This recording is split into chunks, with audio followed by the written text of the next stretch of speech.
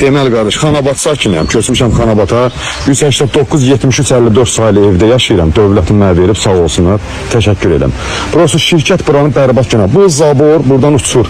O tərəfdən uçur. Deyirəm, xeyri yoxdur. İndi çəkəcəm yuxarı, çıxacam görəsiz ki, yuxarı nədir? Hamama getmək istəyən gecə yağış yağanda.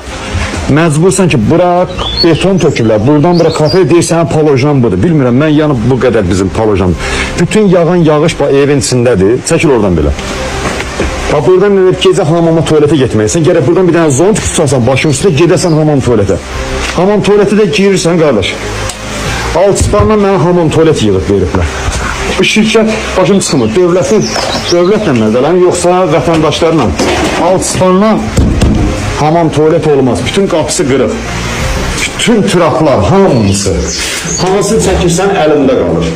Bu buradan qırıq. Qardaş, elə Bakıda 284 məktəbin həyətində yaşayırdım da belə də. Mən gəlib burada əsəb olacamsa. Bura gələndə siqaret çəkməyə başlamışam. Bu nədir? Belə şey olar.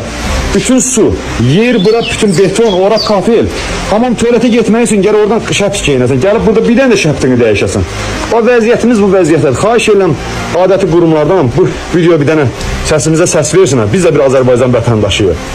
Yəni ən azından hal-hazırda bax evin içi də bu vəziyyətdədir. Bax bütün nəmişlik. Yəni burada mən uşaq necə saxlayım böyüdüm? Yəni burada böyüyən uşağın gələcəyi nə olacaq? Yarı xəstə. Yəni bu nə deməkdir? Bunu niyə belə eləyirlər axı? Bizim düşman üçün ev tikirmirlər ki, bura Azərbaycan vətəndaşı üçün tikirlər.